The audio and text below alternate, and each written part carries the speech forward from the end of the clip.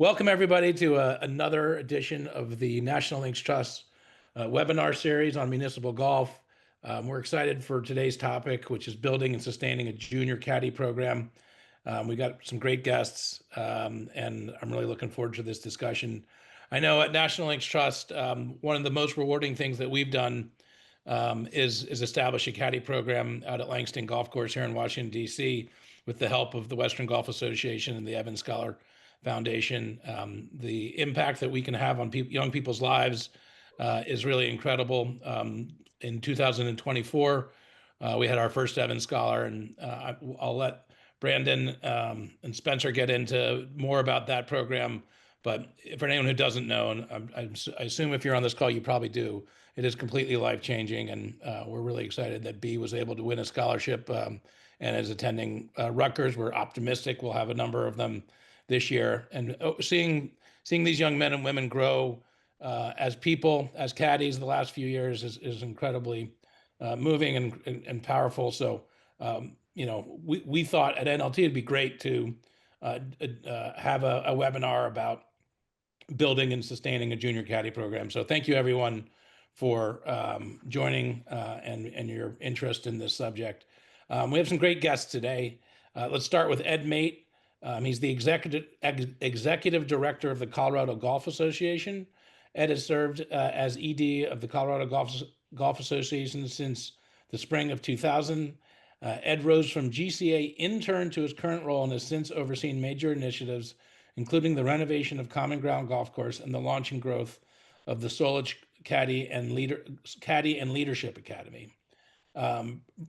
Also with us, Brandon Rogers, who's the Senior Director of Caddie Development Southwest for the Western Golf Association.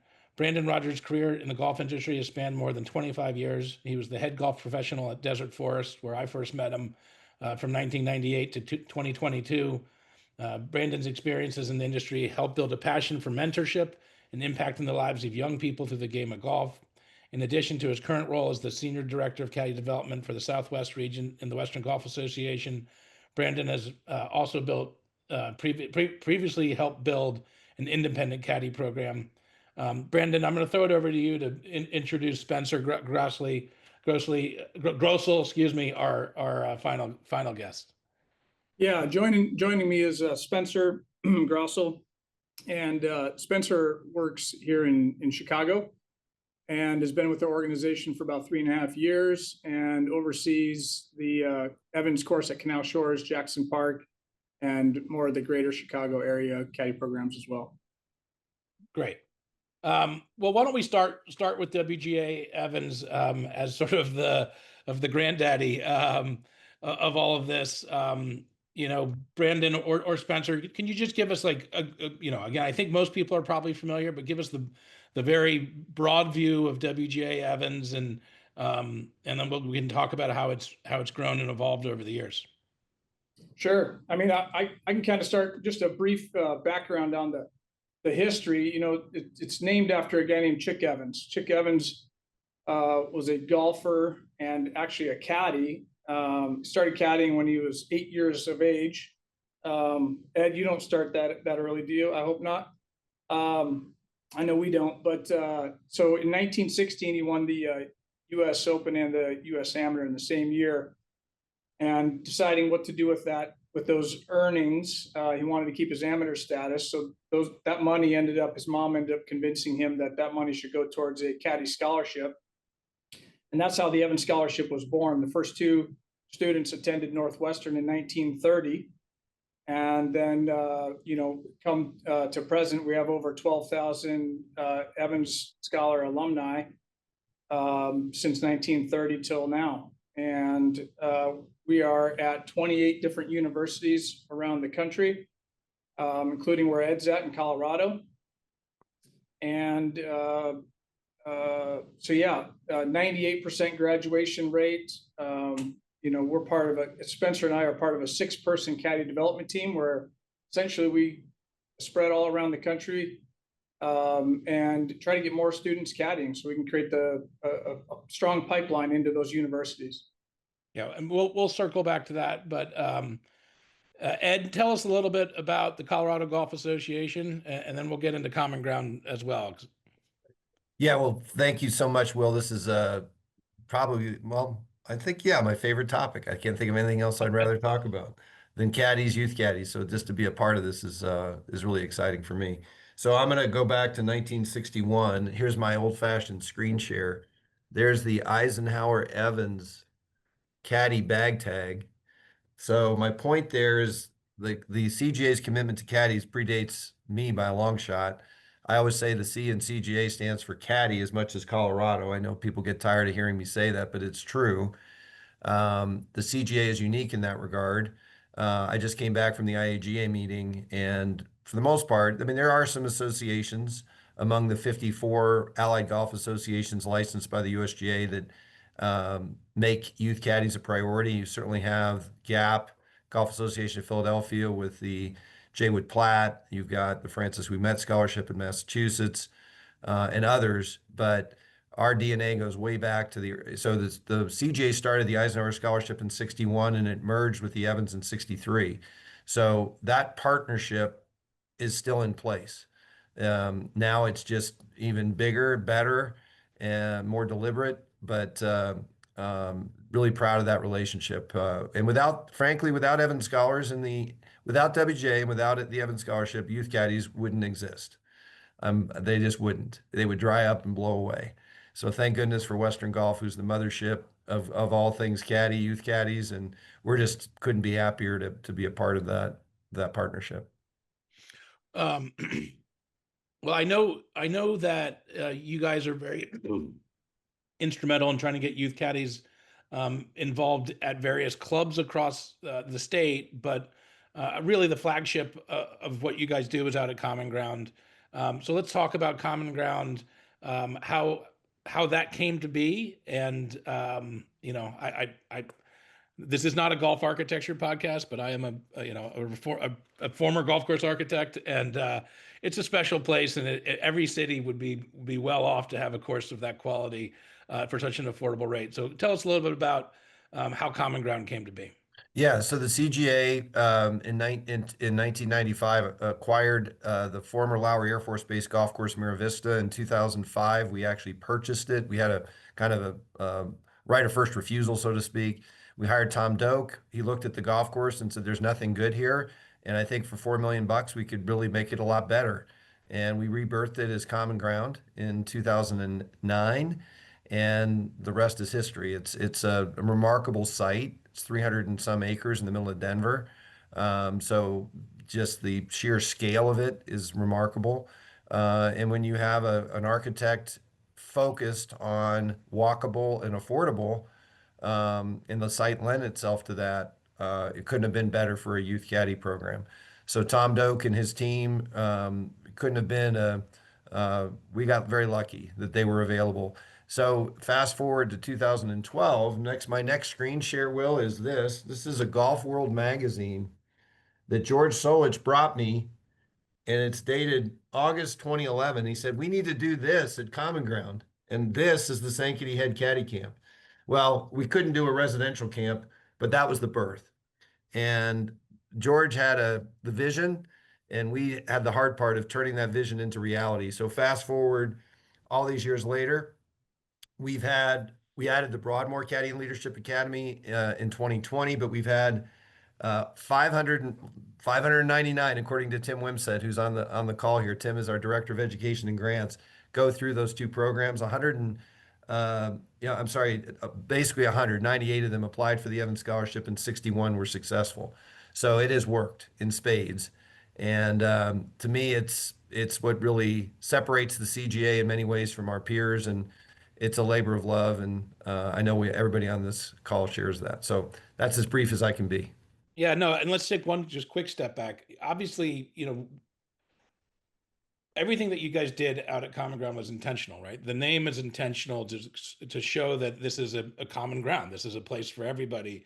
Tell us just a little bit about, how you guys went about that, and then obviously how the Caddie and Leadership Academy was sort of a natural extension of that ethos.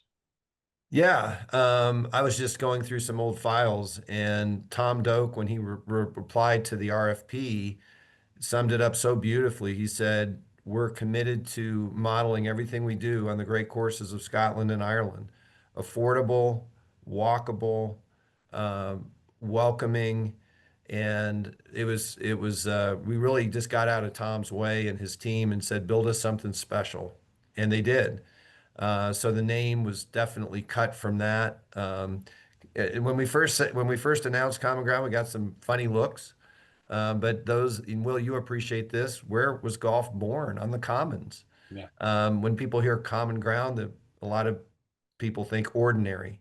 Well, it's far from ordinary. It's really a communal, and that's really what Tom said from the beginning. He said it ought to be named something that suggests that everyone is welcome here and it's open to everyone. So the next piece, as far as layering the caddy program on top of that, well, the average public golfer isn't going to pay $100 for a caddy, so we eliminated the fee. We subsidized the entire program and just encourage golfers to take a youth caddy, and if they feel appropriate, tip them at the end of the round. So we were really on the early phases of subsidizing youth caddies, and to me, good or bad, it's become essential, at least in our market. There's only a couple clubs now that don't subsidize youth caddies, but for the most part, a subsidy, raising money so the base fee is covered has almost been normalized now. It has been, and that's really what's been fundamental to our success.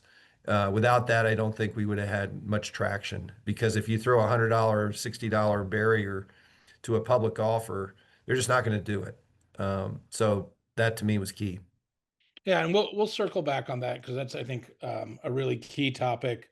Um, I guess I want to talk a little bit about how the early part of the Solich Academy and what the relationship was with WGA from early days. It's something that I'm not 100% sure I understand, but what was the relationship? Because obviously, as you said, they're the mothership. There wouldn't be junior caddies around without the WGA Evans Scholarship Foundation. So, how did you guys work with them, or did you guys work with them to develop the program? Well, I would say we're working with them now much more intimately than we used to, and Yeah. Brandon and can I think confirm this. When we launched this program in 2012, the WGA did not have a caddy development team per se. They now have six. So now we have the best practices and that same goal to create a funnel. Historically, the Evans Scholars were dependent, and again, as the program has grown, and I don't want to speak for WGA, but as it's grown, there's been a need to recruit, manufacture almost, or identify the right kids, the kids who have a chance to earn an Evans scholarship. So from the very beginning, we had an eye on that, and we had actually, for again, thanks to George Solich, we had a full-time staff person even before the Solich program, whose job was to recruit, identify candidates for the Evans Scholarship, and put them on a path toward that goal. The problem was we didn't have a place to put them. It was kind of an open-ended, here are the clubs that have caddy programs and good luck. Now when we recruit, we bring them into our program and we nurture them, and there's actually, we're leading them to water because we're providing the water. So I would just say from the beginning, we have always linked our recruiting to the Evans Scholar North Star. And now it's really fun to see and have a partner that's, I feel we're barely scratching the surface in Colorado of what it takes to nurture and sustain youth caddying. So I can only imagine doing it as Brandon does from afar. I mean, we're embedded in the Colorado community, and it's a heavy lift to support these clubs that need all the Yeah. help they can get. Well, Brandon or Spencer, maybe you guys can talk about the the caddy development program at WGA and how it's evolved and where it stands today. Yeah, I think one, what Ed said is true on so many levels, which we'll kind of chip away at in this conversation. But when we think about the caddy development team and what we're doing organizationally around caddy development, part of it stems from the growth nationally that we've really experienced, where 2017, 2018, we're at under 900 Evans Scholars in school. And right now we're at 1,260 Evans Scholars in school. And so organizationally, we felt it was no longer okay to accept kind of passively who was coming in and earning the Evans Scholarship. We wanted to make sure we were going out and making sure this opportunity was well known and that we are going into the markets and establishing new markets, enhancing current ones. And that's a pure result of that growth. So now our Caddie development team is spread up across the country, supporting golf organizations for these public and community municipal programs, also supporting the private clubs that have been what youth caddying is for so long, but certainly a lot of energy recently around municipal programs, community programs, for some of the reasons that Ed talked about. And, one, we're finding it's usually a pocket in the community where kids need that opportunity more so than others, where these community programs exist, with the understanding there's an end of the rainbow situation of the Evans Scholarship for these caddies that wouldn't have been available if they weren't caddying to begin with. And then something that we can, maybe touch on a little bit here is you're providing a caddying experience or golfing with a caddy to a golfer that wouldn't have ever had that opportunity. So there's different layers of stakeholders that are impacted when you talk about caddying at a municipal program. And we're only seeing that opportunity grow and grow across the country. Yeah, I'd add to that as well. Specifically speaking about Colorado and what Ed and his team are doing there. So my area of territory is the Southwest. So I function and operate out of Arizona, where I live.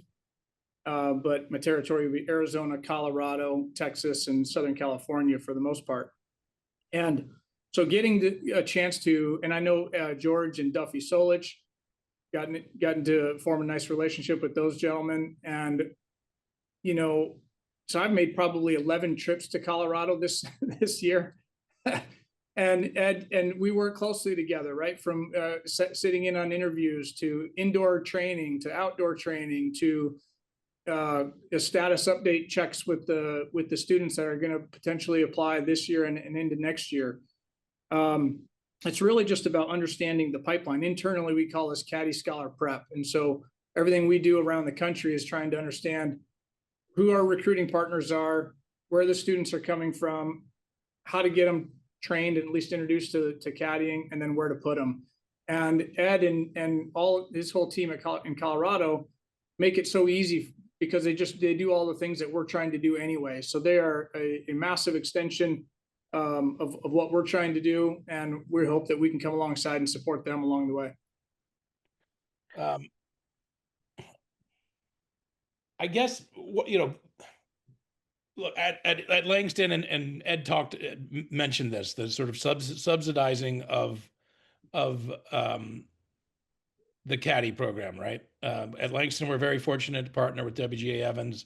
They take care of the base rate for the caddy, and hopefully the golfer who, as Spencer said, may have never taken a caddy before will think it's good enough service and a good enough value that they throw the kid at $20 or $40 at the end of the round. That's something that we're very fortunate to be able to, or you guys are very fortunate to be able to provide for us. Out at CommonGround, there's a similar setup. That's not going to be the case everywhere. Do you guys have sort of a target where you think, like, if the public golf course is supporting $100 greens fee, then maybe that there's a threshold where there wouldn't need to be a subsidy? Yeah, I mean, I'd say for us specifically, ours is mostly, we call it community programs, public golf courses. It's more market based in areas where we are trying to support more applicants and a pipeline to our scholarship. Yeah. that transformative, life-changing scholarship. That's what we're trying to focus on. So if we're looking at adding, let's say, a public or a municipal type golf course to our program, it's going to be more about in the right location to help support a pipeline to our school. Yeah, no, that makes sense. That makes sense. Yep. Irrespective of the fee. Yeah, no, understood. Well, and Will, I'll just add to that. We now, the subsidies, the camel's nose is under the tent, and it's now kind of all the way under the tent, and it's almost become the exception to the rule. In every caddy market is different. I don't pretend to, that's why I defer to Western Golf and look at the, as they say, all golf is local. Here in Colorado, in the Denver metro area, the subsidy has been kind of become normalized. So what's happening now at the private clubs, so where the socioeconomics would suggest that they can afford caddies, I would offer that even if you're going to take a lot of caddies and you're going to make it a habit, $100 a round is that's a lot of money. So what's happening at Lakewood and at Columbine and these other core caddy clubs is they're raising money locally, and that money is actually being directed to our foundation, and we are the repository, we're the caddy bank for those fees, and now we're sending that money back to subsidize those other clubs. And what's happening as a result, a lot more loops. That's a good thing. And the money ends up right in the pocket of the kid. We now have created what we call an affiliate relationship for the Solich Caddie Leadership Academy, where this mechanism of subsidy is now in place. The other part, and I know we'll probably get to this, of our caddy academies that we're very proud of, is it's more than just caddying.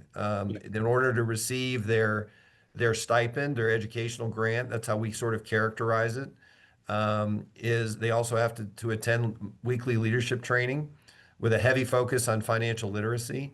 We did a great field trip this year with Junior Achievement, and they have to do community service hours.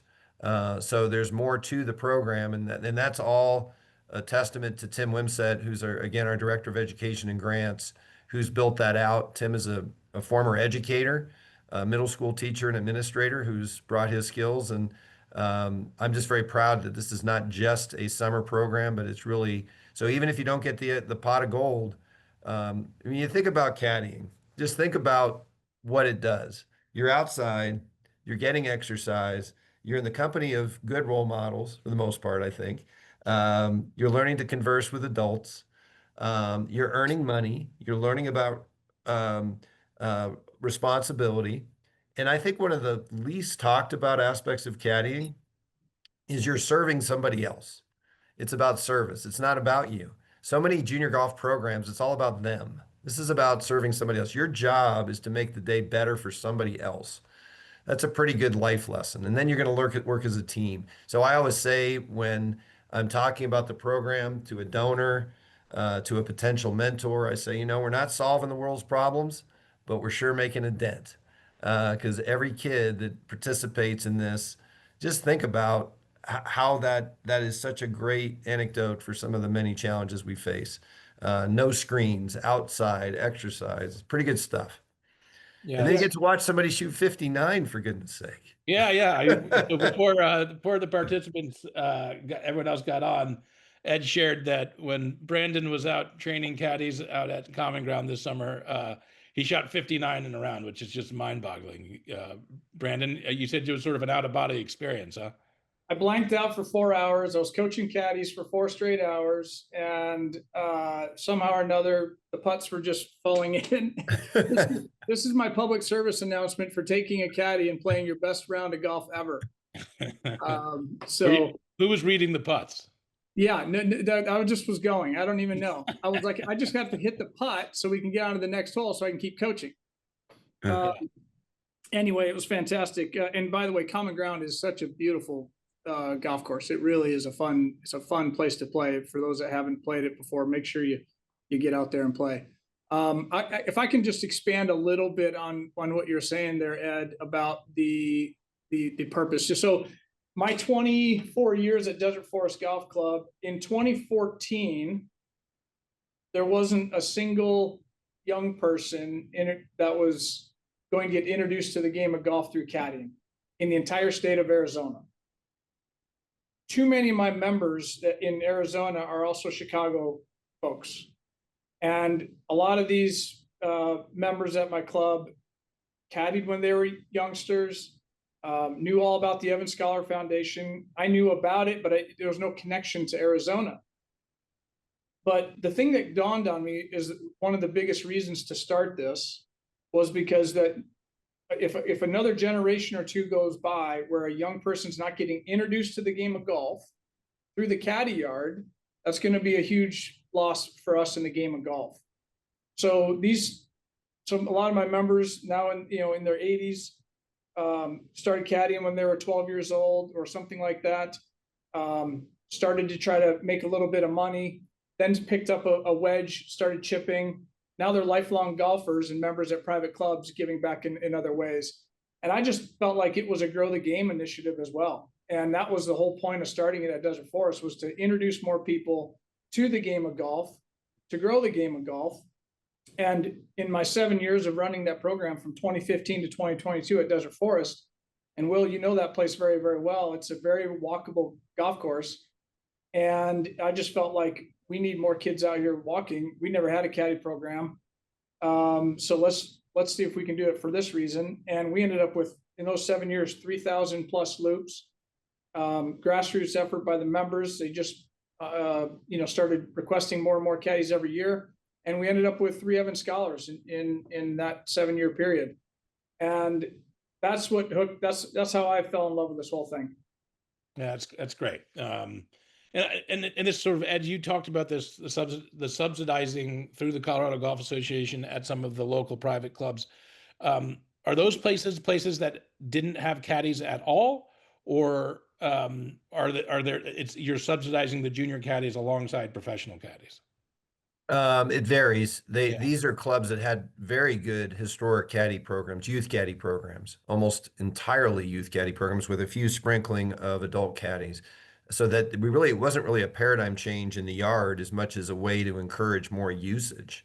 And for example, at Lakewood, they doubled the number of caddy rounds simply and they basically subsidize a base rate and they encourage the members to double it. So if it's 40, the $40 base they get for a rookie caddy, they add 40. Just like Youth on Course is a $5 program. And you'd say, well, that's nothing. Well, if you play a lot of golf, and that's the goal of Youth on Course, is to get kids in love with the game, $5 adds up. So $40 adds up. And I don't think it's sustainable for most clubs to ask the member to come out of pocket $100, $120 every single time they play golf. Now, I know Chicago, maybe the Northeast, things are different. But the other reality is you're spending 4 hours in the company of an 8th or 9th grader. You're mentoring, you're training, you're doing community service. So throwing $100 fee, I mean, you go volunteer at Junior Achievement or whatever, you don't pay, you do it because you're giving yourself. So I really rethought the economics altogether. And that's where, and this is something Brandon knows, we've really stepped up our training because we've leaned way too much, in my opinion, on the altruism and the feel good of, isn't this a nice young person? Look how hard they're working. They're a terrible caddy. They don't know what they're doing, but that's okay. We still love them. No, that's not good enough. We need to get these kids to understand the game, work hard, and really, so we absolutely doubled down on training this year. And my point there is the experience needs to be good for the golfer. Not everybody's going to just want to be. One of my favorite lines from this year, one of our second year caddies said, after his first couple months, he said he realized he was a chore. He wasn't a caddy. So his line is, be a caddy, not a chore. Because he was getting corrected all the time. And on his own, without much help from us, he kind of stepped up his game. So you need to get these kids, and then they're going to be more confident. They're going to have a better experience. And we saw this year, by emphasizing training, the adoption rate went up and the feedback we got went way up. So That's really important. You just can't take well-intended kids with good grades and financial need and throw them out there and say, "Isn't this a great story?" No, it isn't. Not if they're good. If they're not good caddies, it's not such a great story, in my opinion. Yeah. And this is for everyone here. I mean, how do you encourage, once you sort of put the chip down and say you are going to do this, and whether or not it's subsidized or not, how do you then basically sell the golfer on taking it? Whether it's, because again, if they're used to carrying their own bag, there's no charge to that. If they're used to taking a cart, there's a charge to that. But to basically say, hey, you are going to take this kid out with you who might not be the best caddy, and we're going to ask you to do a little sort of mentorship. How do you convince the golfer to do that? And how's that changed over the years? Yeah, let me take this one first, Brandon, because this is I very much how it's changed, to answer your question. Well, when we started, we'd say free caddies. That's the worst way to promote this. Free caddy. And the idea, the economics of it, saying, well, this is what it costs to take a cart, excuse me. It's, help a kid. Sorry about that. Now we just say, this is an opportunity for you to be a mentor. This is an opportunity for you to help a young person. It's not a free caddy.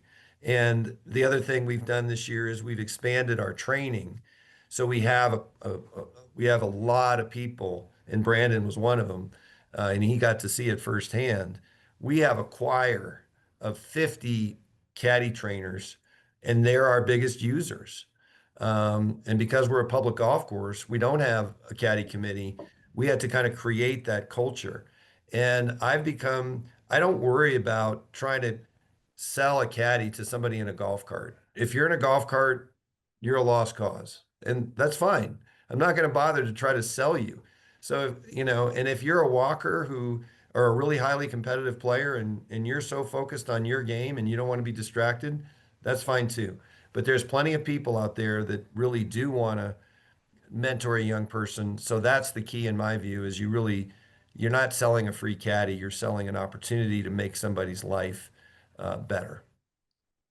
Yeah, I'll jump in and add, and I know, Ed, you and I are in lockstep on this, especially in markets where it's not like inherently part of the culture, right? I mean, you sort of have to create a small community of people, and it doesn't have to be a big community. It just needs to be an engaged community and appeal to the side of them that likes to give back.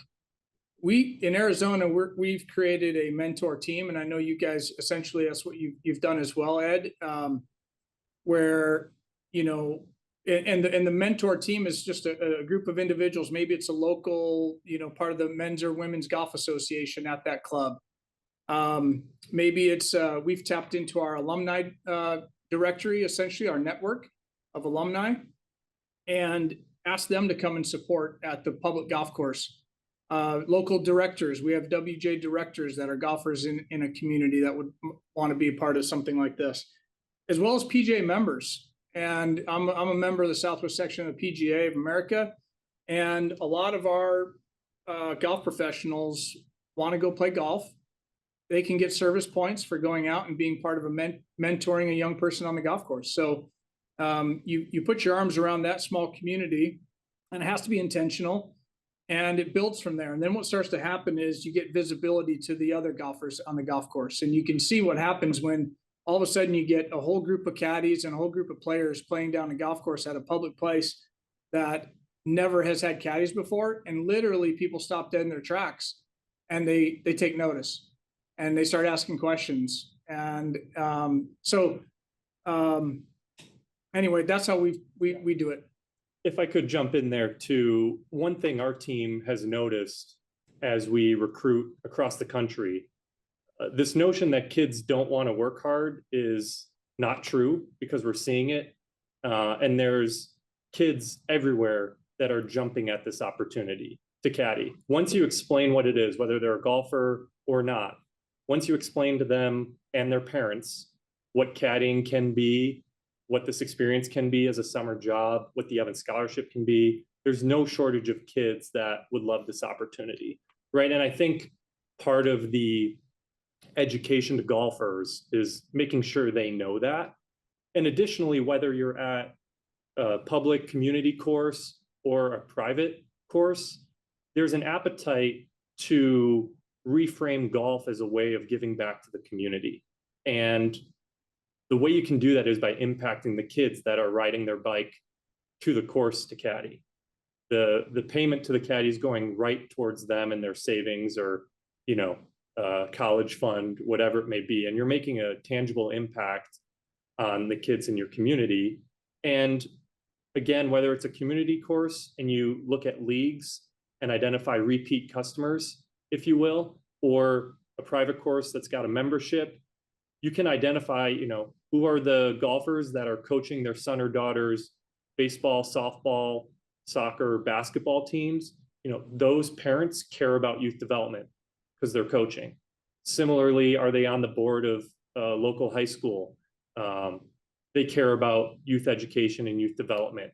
And so we really rely on our WJ directors, our community partners, to identify those friends of the program, as we like to call them, and then make sure that they feel confident enough to twist the arms of everyone else on the tee with them, that they're all taking caddies. And it's just a ground game effort that way. But certainly it's messaging what this can be for a young person. And once you get someone to buy in, golfing without a caddy feels, you know, half of what it could be. Yeah. You know, it's interesting. I know here in DC at Langston, you know, a year or two into the program, finding the kids to caddy was not the problem. You know, the people who participated in the first year or two told their friends, and once people understood the magnitude of what the Evans Scholar offers, yeah, finding kids was not the problem. And I think one of the missteps we made early on was not being more intentional about who we are recruiting, because there is a certain profile that the Evans Scholar is looking for. Super strong academics, need, and it's, you know, the need bar is you know, pretty high, I guess. And we felt bad that after the word got out, we had to turn down so many kids who this would have been a great opportunity for. And so certainly, you know, we would love to see this, you know, these types of programs expand all across the country and across our community. So it really is an amazing opportunity. So, Yeah. Will, jumping in on the recruiting side of it, just a Yeah. quick story. So we started this program in 2012. And the first step was to how do we find the right kids? And we were doing recruiting before, so it wasn't new to us. But now we're being very intentional, looking in the community, the zip codes around CommonGround. And it wasn't easy. It wasn't easy. Fast forward, however many years later, this is the power of word of mouth, the power of siblings, the power of aunts and uncles and grandparents. 150 applicants for the Solich Caddie Leadership Academy. 150. And we had to wade through those and figure out. And then from those 150, we interviewed 50. We invited 50 to training. And then we don't have room for 50 caddies at CommonGround. We have room each year for 20. So we actually we kind of stretched a little bit beyond with 25. My point is, whenever the kids get picked up by mom and dad, I always notice in the back seat, there's another couple younger faces staring out, and then they're the next up.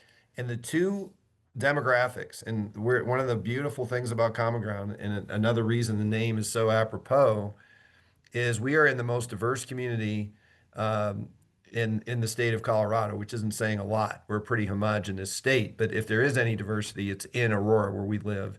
And the two communities that we have had the best success with are the Ethiopian community and the Hispanic community. And these are families that value education, that really want to, you know, understand how important and life-changing it is.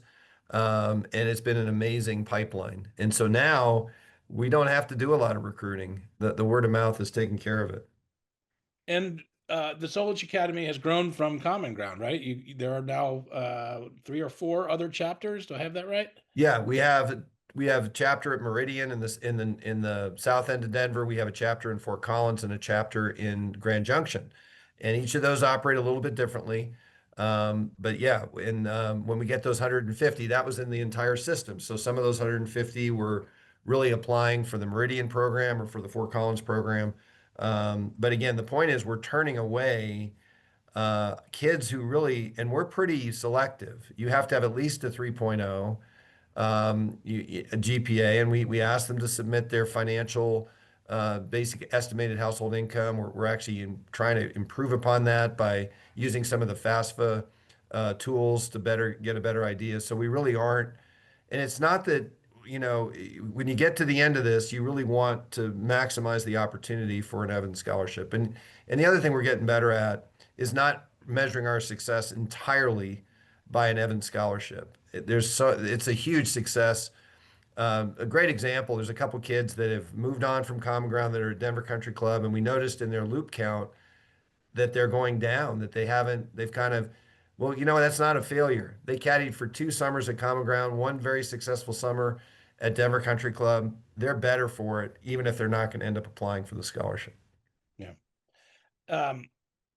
Before we open this up for Q&A, we've talked about the subsidizing, right? And that's not easy, right? There has to be fundraising, there has to be money behind it. I guess from everyone's perspective, like, not everyone's going to be able to partner with WGA Evans, although I'm sure you guys, Brandon and Spencer, would love to talk to more communities about opportunities. Correct me if I'm wrong on that. Yeah, absolutely. You bet.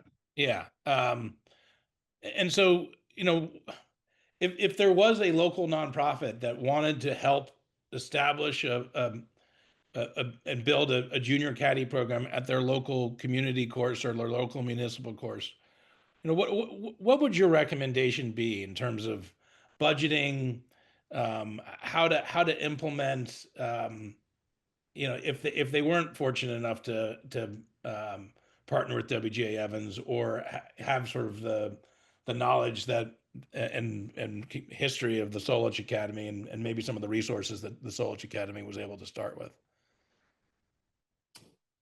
Yeah, I guess I could take a little bit of that. Ed, you can add on, and Spencer, same thing. But I guess my recommendation on that would be start small and think about how many loops you're trying to get to. We kind of try to work backwards from when someone might apply.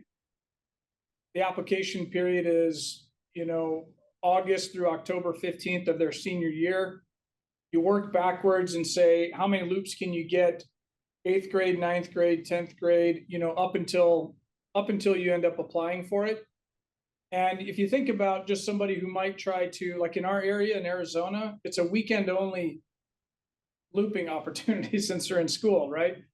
So, but we're trying to scale it so somebody could go, 30 or so loops, 25, 30 or so loops per season, all the way up until they apply for the scholarship. And if you take one motivated young person who starts at the right age of the right demographic and one engaged player, you can make a tremendous impact without a lot of money. And you just do the math on, I don't know, 30 or so loops per year at whatever the subsidized fee might be, and start with a small grassroots effort at a local club and see. I guarantee you there's students that could use this opportunity. Ed, you're on mute. I don't know if there you go. No, yeah. I agree completely with Brandon. You got to start small. And, we were driving out to Rodeo Dunes the other day, and excited about the possibilities of a youth caddy program out there. And Brandon made I thought, a very interesting comment. He said, it's got to start from within the club. You can't just start by trying to impose your will. There has to be a culture and an internal embedded that it has to come from that. And if you're just trying to sort of take your idea and force it upon a club or a course, it's got to start internally. And if there's not a dedication and a commitment and because it is hard. It is hard. It's a lot of work. It doesn't drive revenue. It's a distraction. It is not the path of least resistance. So you got to start there. And if you don't have that, you just don't even bother. I think the easiest part, frankly, Will, is the fundraising. Raising the money is not hard. Once you build it, the money will follow. It's really getting the caddy, that inner circle, who are going to really roll up their sleeves and say, we're going to do this. It's going to be hard. It's going to be like pushing a rock uphill, but we're going to do it. And you just got to keep your foot on the gas. Yeah, no, Ed, you're exactly right. It reminds me too, I have to say, when I was at Desert Forest, if I didn't take charge of it, I'm not sure where it went. You know what I mean? It's like, it takes one person to make a decision with their heart, not necessarily how much time they have. It's like, hey, you have to set all that aside and say, I'm making time. This is the right thing for us as a community. And someone needs to take charge and start putting in the time and the effort behind it. It requires that, and then just starting off nice and small. Spencer, you have anything? Yeah, I would say, at the risk of it sounding, too transactional or business-like, really being small and efficient early is going to benefit you down the road, from a caddy retention perspective, from the community seeing a local win here and there. And then the snowball effect can certainly start to happen, but it does have to be something that's, there's members of the community in the leagues, at the golf course, on staff, that want to see this happen and are passionate about it and believe in it, for it to have any traction. You have to have the boots on the ground there daily to kind of keep some oversight, but it can certainly grow quick through word of mouth, as we all talked about, with the kids and the siblings and aunts and uncles, and all of a sudden someone wants to bring on their neighbor. So unfortunately, not going to be able to open it up to everyone right away. And so I think you have to be pretty disciplined in that too, as you start off. Yeah, and Brandon, you alluded to this, right? It's sort of working back from the Evans qualifications that probably makes a lot of sense, right? I mean, look, the Evans scholarship is not the end all be all, but it sort of is the end all be all in terms of a goal, right? It can really change not just one person's life, but a whole family's life, and for generations to come. It's an incredible opportunity, and to be able to have that is an incredible goal. And so I think what you guys have said is really good advice. It's like, figure out how many loops, be intentional about who you're recruiting to do it, so that they, at the end of the 4 years, after 100 loops, they actually would be eligible, and try to start small and build from there. I think that's really good advice. And I know, I guess, like, even if the WJ Evans couldn't be the subsidizing entity, reach out to the Evans scholars, figure out how you guys how to get on their radar, so that these people going through the program that you've established are going to be eligible and be part of the funnel, right? We have That's all right. kinds of resources we can help, send out to somebody to help get something started.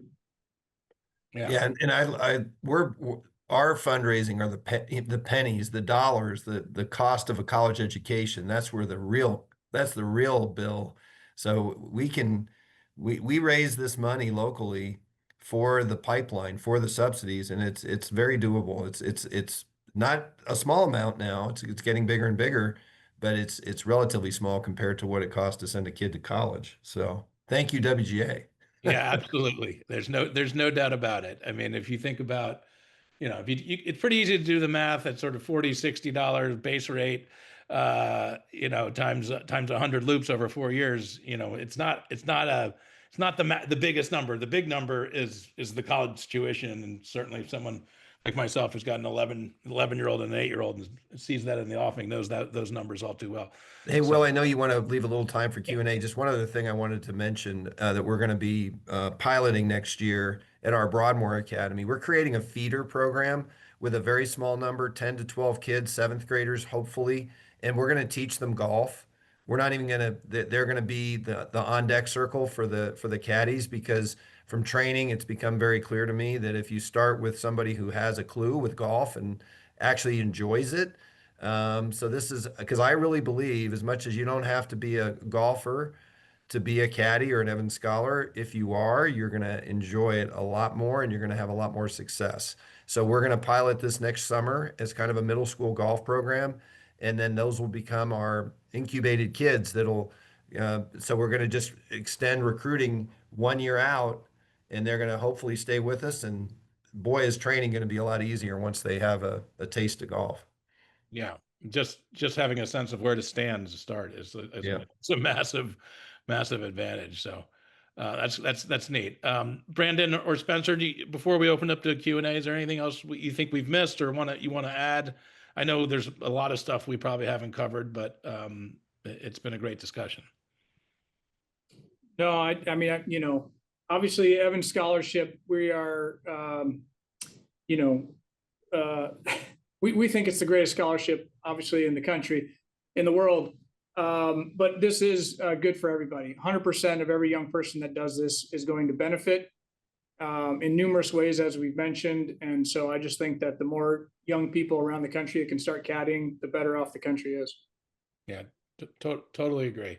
Yeah, and I would just say, and maybe some of it can be linked somewhere as well, but for those in the audience that aren't as familiar with the Evans Scholarship as all of us are on the call, or what's happening, you know, at CommonGround, definitely just go check out the websites and learn more. And I think you'll realize there's a lot under the surface we didn't even cover today as far as our impacts that would certainly be worth doing a deep dive on if you're more interested. So I'd encourage you all to do that.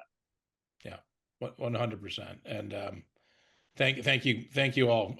Let's open it up for Q&A. Right now we only have 2 questions in the hopper, but normally these come in once we open it up. So I encourage anyone who's interested or has any questions to please dump them in the Q&A.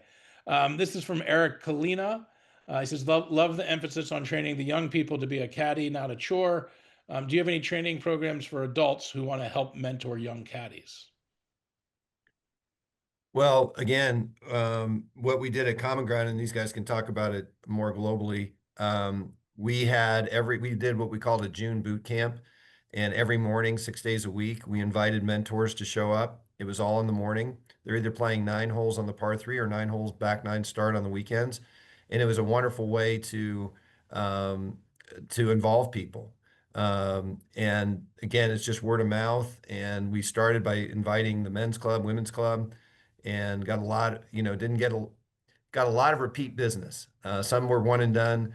I'm not sure I'm answering the question, but it was really, that's as much fun as anything when you see the adults just gushing about how great this was. And we're all a charity in some respects. We kind of get grumpy, and I don't want to sound too poetic or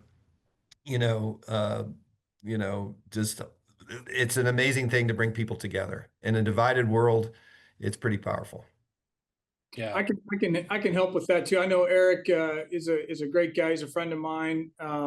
First Tee's been a fantastic partner of the Evans Scholar Foundation, and we came up with internally basically a checklist, something you can put in the back of your pocket as a player that essentially walks them through. Here are the things to make sure you're looking for when you're training a young caddy, a brand new caddy. So you can, Eric, contact us and we'll shoot that out to you, and you can make copies and send them to all your players.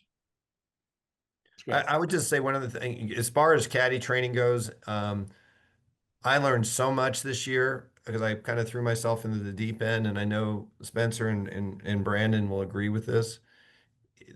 The average golfer has no clue how to train a caddy. I mean, no clue. You can think you do, but you don't. And that's all due respect. There are a few out there, but for the most part, I think one of the things we did better this year than ever before is we minimized the number of voices they heard. And we had a curriculum. We had a very clear, we broke it down into its component parts. Everything was about rinse and repeat, drill, drill, drill. And not saying we perfected it, but it got a heck of a lot better than just throwing kids out there and expecting a golfer to be able to train a caddy. Some of the stuff the golfers tell the caddies to do, I don't know where they get it. It's like, what are you thinking? You're not helping.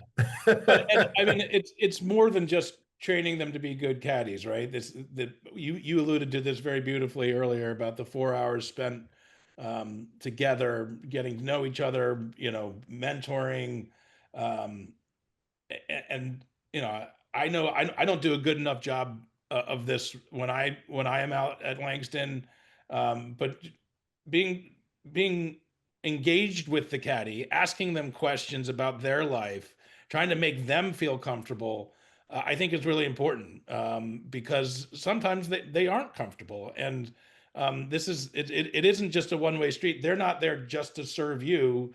As you've mentioned, this is an incredible opportunity to give back, and it's really important to be engaged with the caddies and not just sort of look at it as they're there to help, right? Well, and again, that's why we're going to run out of time because I know all of us, the caddies on this call are going to want to talk forever. But Yeah. the couple things I learned this year that are misnomers, and I don't mean to push back on what you just said, Will, because you're absolutely right. There's plenty of time to interact and engage with your caddy. But you know what makes me even happier is when I see two caddies 20 steps ahead of me having a conversation with each other.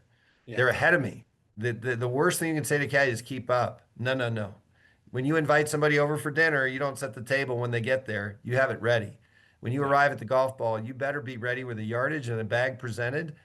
And it's beautiful to see these kids conversing with each other. And you have plenty of time to talk to them. And we really changed that tremendously. And it just puts a huge smile on my face when I see those caddies leading the charge and not either just saddle up to the side of me. Just one of many things that I took away from the summer. Well, one final question from Paula Edwards, who's a regular participant in our webinars. Paula, thank you so much for always tuning in and asking great questions. She's here in Washington, D.C., and she wants to help raise awareness and funding for similar programs. She asks, have you seen an interest in recreational golf increase in different communities as a result of junior caddy programs? I think certainly we've seen, it's been funny, as I oversee Jackson Park Golf Course in Chicago and the new, the Evans course renovated at Canal Shores. Certainly we've seen some golfers start asking for the same caddy because they had such a good experience all the time. And so, you know, I'll never forget this one league member has constantly been asking for Mary, one of the caddies, and you know, Mary wasn't there one day because she had a extracurricular conflict.